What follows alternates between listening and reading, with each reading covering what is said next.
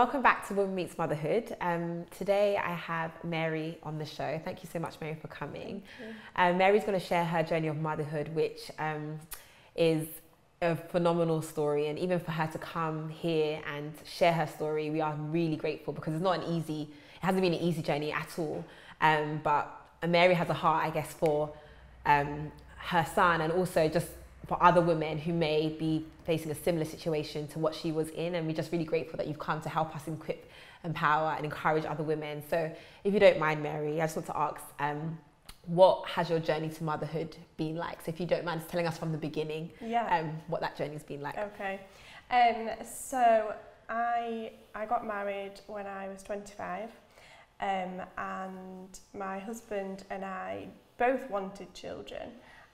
But not at that time, and it was a couple of years later that we decided we'd like to. And I had known people who had struggled to get pregnant and struggled to have children, and so I had that in the back of my mind. But I kind of thought, you know, for so many people, it's not a problem. Yeah, and I think but you never think it's going to be you. No, no. And we were fortunate, we got pregnant quickly, and it was amazing, and we were excited, but we lost the baby to an early miscarriage 6 weeks later.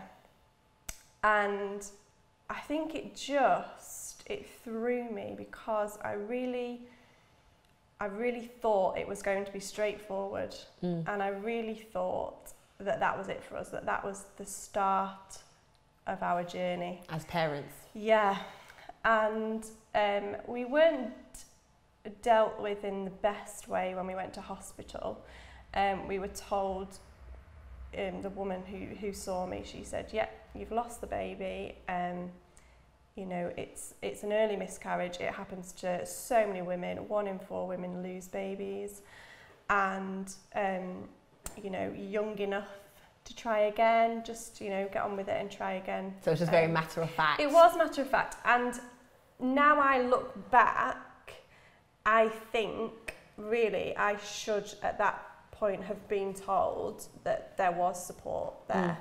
And actually... What type of support? Well, there's a local charity that I'm heavily involved with now, called the Tiger Lily Trust, who support women who lose babies from any stage of pregnancy or neonatal loss. And I think now I needed that. But at the time I didn't know anything about it, and I took time off work to heal physically and then went straight back in and... To try for another? Straight back into work. Oh, okay.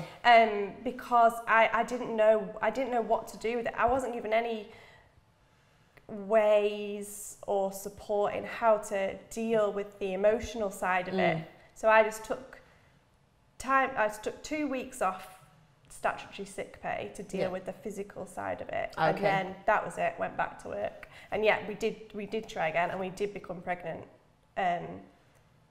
the next month.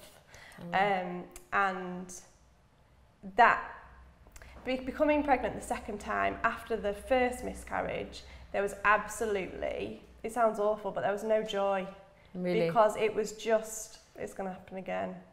And it did happen again, and that time was harder because they found when I thought I was miscarrying. I took a test at the hospital, and he said, "No, you're still pregnant, come in for a scan tomorrow." So I came in the next day for a scan, an ultrasound scan. They said there's nothing there, but there's a mass in one of your tubes, which signifies that it's an ectopic pregnancy, which means that the fetus had started to develop in your fallopian tube. Yeah, and that's not good. So it was awful miscarrying, but I was fortunate enough that I did miscarry rather than have to have surgery for that. So we've had someone on our show who had an ectopic pregnancy. So why is it that for some women they have to remove the whole tube? Does it depend on how big the baby is, the fetus is at that stage? From what I understand, it's the fetus can grow there for a certain amount of time, but my body had realised that it wasn't right and had naturally miscarried, whereas some people, I think they call it a missed miscarriage if your body doesn't deal with it. And so for some people, it's not a miscarriage. I think that's right. But for me, it happened naturally, and it was traumatic because I had to keep going for blood tests to check that I had miscarried, and that was all over Christmas, which was when we thought we'd tell everybody that we were pregnant, so that was really hard. And how was your husband at this moment feeling after one miscarriage, second miscarriage? Was he just like, babe? Or how was he feeling, and did you regard that really? I think most women who lose a baby will tell you that their husband just wants to make you feel okay. I don't know what it is, but they just kind of turn into this kind of survival mode, and all they want to do is protect you. And so he did, and I don't think really he had time to process it himself, because all he wanted to do was make sure I was okay, because as women we are generally more emotional. And so that came out in me, and particularly at Christmas. It was really hard, and but again, at the hospital, I still wasn't told about the charity that would support me in my local area, and I still wasn't even directed to Tommy's or Sands or anyone that supports... What is Tommy? And other charities? Other charities that support people who lose babies or support any kind of miscarriage. I wasn't directed anywhere, and so I think it really did affect me, because I think as a woman you feel, you know, that they say there's nothing wrong with you, it's not your fault, there's nothing you did, but you do still feel, well, why can't I carry a baby? And I guess because you've had two consecutive, is yeah. that what? Oh yeah, definitely. And you know, people with the best intentions say, oh, you know, so-and-so down the road, she lost 2 babies and now she's got her 3rd baby was healthy, and so-and-so she did that. And they tell you all the different stories, which I know is supposed to be them saying, you know, it's going to be okay, but actually in that time, it's not okay, and you're still grieving for the babies that as soon as you saw you were pregnant, you imagined the names, you imagined what their room was going to look like. And for you, you had names in your, or you had given them your first one, Poppy. Yeah, so we nicknamed the first one Poppy because when we found out we were pregnant on my baby app, the baby was the size of a poppy seed, and at the time that was my husband's favourite girl name as well, so we just kind of nicknamed her Poppy. And I don't really talk about my miscarriages as though they are babies, because for me the way I dealt with it was that I shut down and moved on, and I know that a lot of people are affected more than I was by them, but for me I certainly... Did you feel you were a mother though at those stages? No, I don't think I would have, and now I wished that I had, because I think particularly a lot of the women that I meet through the charity, our local charity, you know, have lost babies through miscarriage, and I think they are. I definitely think they are mother, but because nobody told me that, and I never had the chance to talk to anybody about that, I just didn't. I just shut it out, and I thought, no, come on, move on. And I think probably now I look back, I think that's affected everything with Harry, because I didn't deal with those situations when they happened. So let's talk about Harry. Yeah. So 2 miscarriages, and then you guys decide that let's try again for a baby. Yeah. So then what happened the 3rd time? So it took a bit longer the 3rd time, and we found out we were pregnant the May, and again, just really hard to be excited, because I just thought, It's just not going to happen. And we were desperate. Can you just elaborate on that feeling? So the first 12 weeks, which is miscarriage, as we've seen in our episode in season 1, that it can happen after 12 weeks. Yes. But then I guess, so that first 12 weeks, is it just literally just, and is it just fear every day? Yeah, I mean, I was fortunate because I'd had the miscarriages. I rung the women's unit straight away at, I think, what was I, about 5 weeks. I rung them and I said, I'm pregnant, I need to come in, I need you to scan me, I need to talk to somebody. Yeah. And I went in at 7 weeks. And everything's fine. There was a heartbeat, which was amazing, and it gave us that little bit of hope. Yeah. But still, you know, you hear so many stories, and obviously because we've been through it, it was harder. But we got to 12 weeks, and everything was looking great, and it was lovely because on the scan, you could see. We didn't know he was a boy then, but you could see Harry's little personality. He was really stubborn and he wouldn't do what they wanted, and I had to go and eat loads of chocolate and come back to make him move the right way, and that was just, it was such a wonderful experience. And when I think back now, I just think those weeks after that 12-week scan where we just, well, we thought we'd bring in a baby home, and it was an incredible feeling. And I think then I would have said then I felt like a mother. Yeah. I definitely did, because I thought, I've got this baby, I'm carrying this baby, he's safe. Yeah. And he's mine. And that was wonderful, actually. So if you fast forward to the second scan, so your 20-week scan, where you're just thinking gender reveal, that's all that you're thinking about. But actually it's more than just gender, it's actually to check the baby. Yeah, well, it's called an anomaly scan.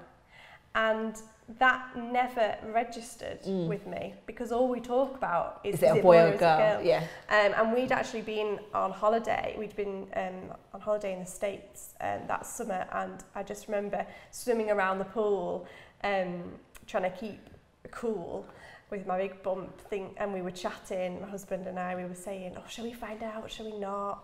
What names do you like at the moment?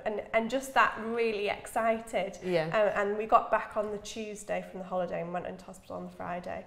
And the girl that was scanning us, she was training, and I could just see it in her face. And we'd still not quite decided if we wanted to find out or not. And as soon as I saw it in her face, you just kind of forget everything else, and I could just see something was wrong. And she went and got her supervisor. Because I think when you do have a scan, you do look to their face to kind of just make sure, as they're like, I was just checking, but you just check, you're checking them as they, because you don't know what they're looking at really. It's like, oh, I know. Yeah. Wow. So you saw in her face that something wasn't right. Yeah. And she got her supervisor, and it's just, I mean, you'll hear it from anyone who's had it. They just say, I'm really sorry. And you just feel... And is that what she said? Yeah, well, he did. He just said, I'm really sorry. And you just feel your whole body kind of, like the tears just come. It's like your body just reacts. And at this point, you don't know what he's sorry for. No idea. But you just know that something's not right. And at that moment, I honestly thought, what is wrong with me? This is my third baby, and something is still not right. And he said, there's something wrong with the kidneys. He didn't tell us what it was. He said, there's something wrong with the kidneys. You need to come and talk to a consultant. And so they took us into a room, and it was beautifully decorated. And it was a lovely, calm room. And it's amazing that they have that, because the thought of going back into that waiting room with everybody else. So that was amazing, and that's only something new that they've got at the hospital. So we waited in there, and the doctors came in, looked at the scans, and he said, we think that your baby, they still didn't know whether it was a boy, because the fluid, so the kidneys produce the fluid that the baby kind of is in. Yeah. And that was just coming out of Harry's kidneys in cysts. Wow. And it's called multicystic dysplastic kidneys. And if you have it on one kidney, the baby can survive, but to have it on both kidneys, which is bilateral, it's called, the baby, there's absolutely no chance, because the fluid supports the baby's lung development. So his lungs hadn't developed enough. So they said, really, you know, your option is to end the pregnancy through a medical procedure, and they sent us to St Mary's in Manchester, which have extensive scans, and so they checked it that week, and they said, that's the thing, you know. Your options are, so that the options are that this baby may not survive through pregnancy, or if the baby does survive through pregnancy, the baby will not survive birth. Okay. Can I just stop you there? Yeah. I'm just thinking that sometimes we are so superficial that when it comes to anomaly scan, all we think about is the gender. Like, you don't even think, you just think, oh yeah, go in. But and then even if like, oh, you didn't get the girl or the boy that you wanted, then you're like, oh man, but someone else went into that same scan, and the gender became an afterthought because the health, you know, the risk to the actual child or the mother is now the forefront. But we're not necessarily grateful just to have a healthy child, where they're just like, everything's fine, go on your way, and someone else comes out completely, you know, completely different, and that just comes to mind. That I think it's a really good point, and I think that, you know, I would never want to make anyone worried through pregnancy. I'd never want to make someone feel like they have to worry until the 20-week scan. But I just was with a friend this week, and she said to me, because I'm not very good at talking about it, so I use Instagram as a platform to share my story, and a lot of my friends and family follow me, and she said, what you write on Instagram has made me so thankful for my son, because even when I find it hard as a mother, I'm just so thankful that he's here. And I think if anything, that's what most people have said to me. So let's go back to, you found out that Harry has this condition. He may not survive pregnancy or even birth. So then what happened? So your pregnancy continues as normal? Yes. Well, so as soon as they said that to me, you know, you can end the pregnancy here, it was never ever going to be an option for me. I could not do that, make that decision. For me, that was not my decision to make. And was that the same with your husband? Yes. Were you both in agreement? Yeah. I mean, I said that straight away to the doctor, and I said, obviously we need to talk about it, but that's my gut reaction. And so we said that, and they said, right, that's absolutely fine. They were incredibly supportive, and they said, I can't remember the statistic, but not many people continue the pregnancy when they hear that diagnosis.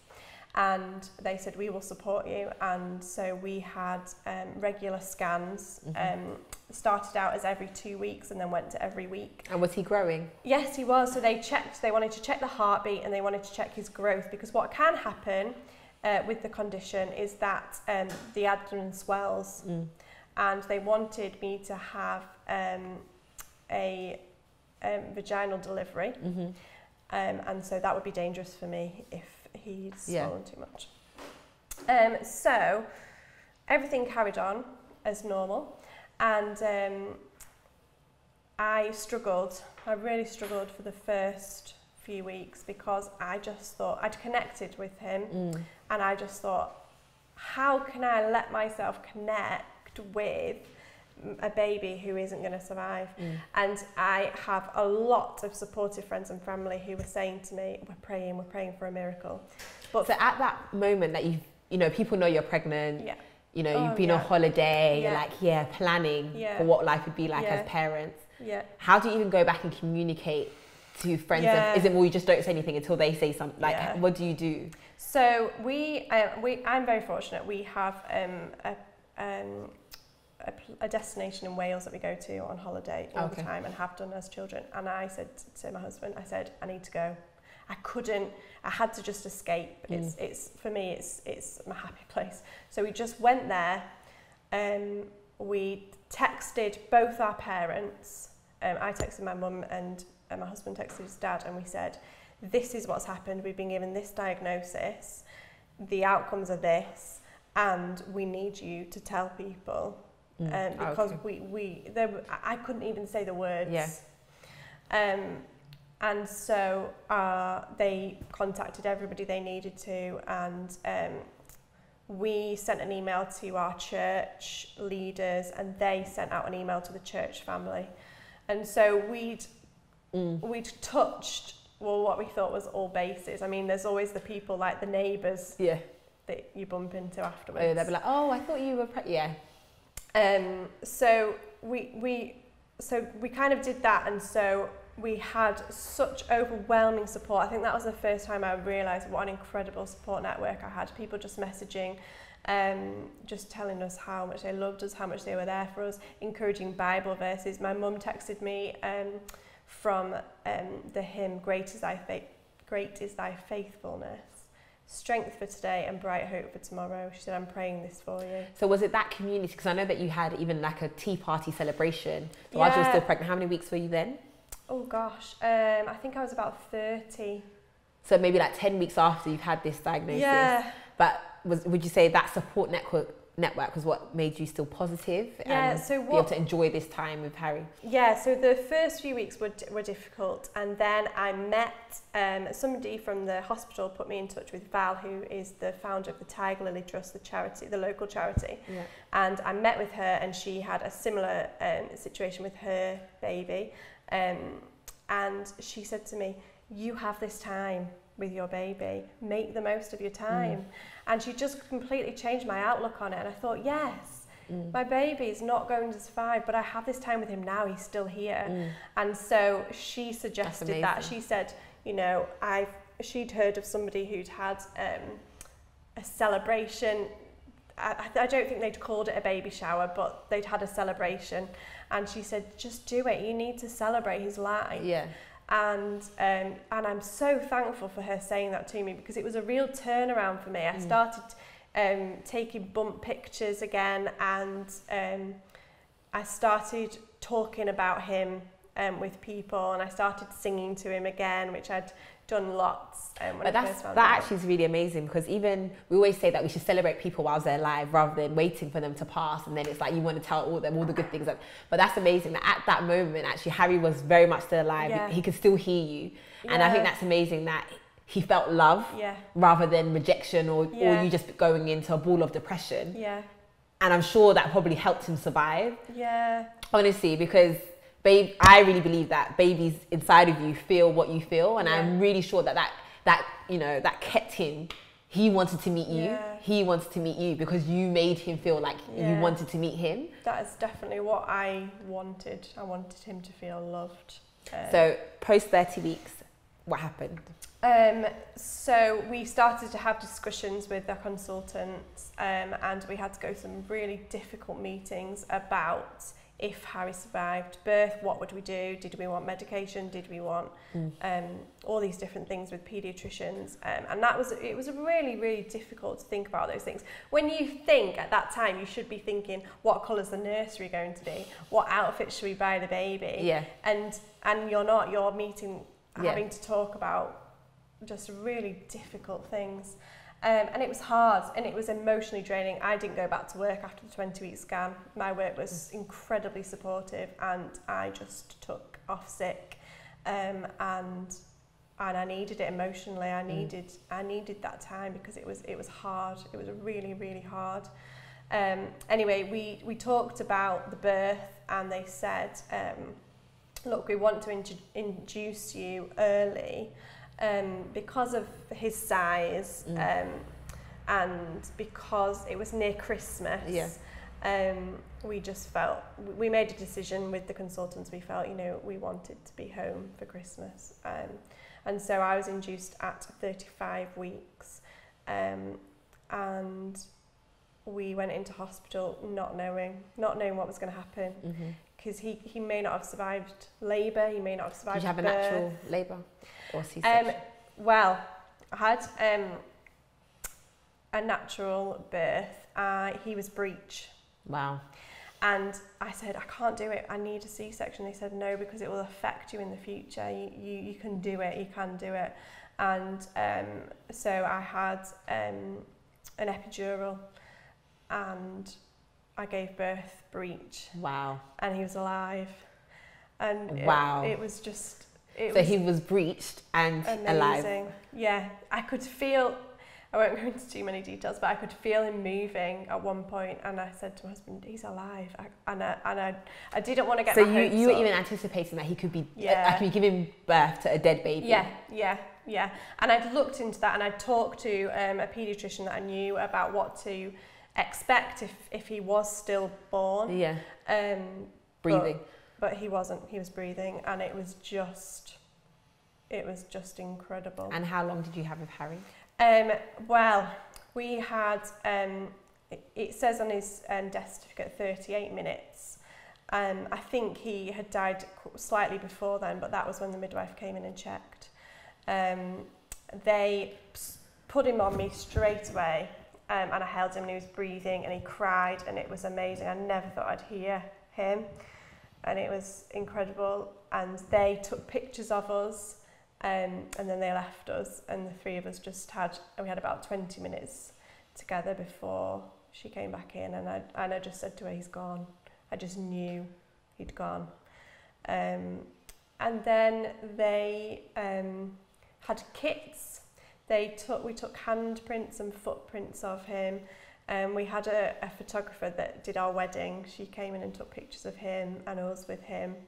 And the most incredible thing was how the midwives treated us, because they treated Harry as any other baby. And they just made us feel so comfortable, and we could just spend that time with him. And I think it was more than I had hoped for. When I imagined giving birth to him, it was incredible. And we really thank God that you were able to carry him, give birth to him normally, hold him, hear him cry. Yeah. And yeah, so that's amazing. And I just want to ask the last question is, so what do you feel like you're a mother now? Like, what do you...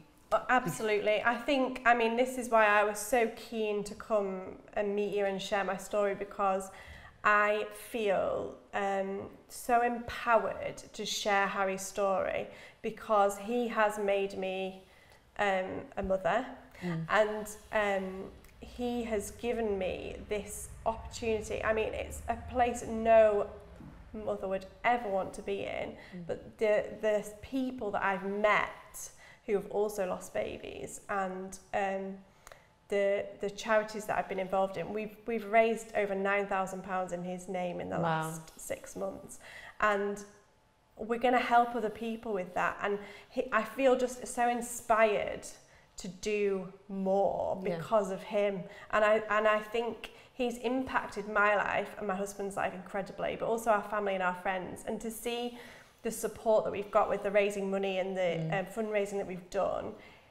people keep saying to me, you know, such a short life has had such a huge impact, and that money will go and help other people because of him. And I think I have to look at it positively, and I have to look at what he's taught us. I mean, his strength, the fact that he survived when they thought he wouldn't, to me is just incredible. And we named him Harry because it means strength. It means warrior. Oh wow! And to us, that's who he was. And he's just incredible. Thank you, Mary. We've run out of time, unfortunately. But honestly, thank you so much for sharing your incredible story. Thank you. And there was purpose in Harry's birth, and we thank God so much with you that, as you say, his life, although short, 38 minutes on this side, but he was there, he was still living an incredible journey. So thank you so much. And thank you to our viewers who have tuned in once again to Women Meets Motherhood. As we always say, every woman's journey to motherhood is different. Mary has shared hers, and her journey continues. It hasn't stopped, it's continuing. So thank you again. And I hope you really are encouraged, equipped and empowered by Mary's story. Don't forget to subscribe, and we will definitely put the charity links and everything, all the information, so that you get the support that you need as well if you're going through a time like this. So thank you again.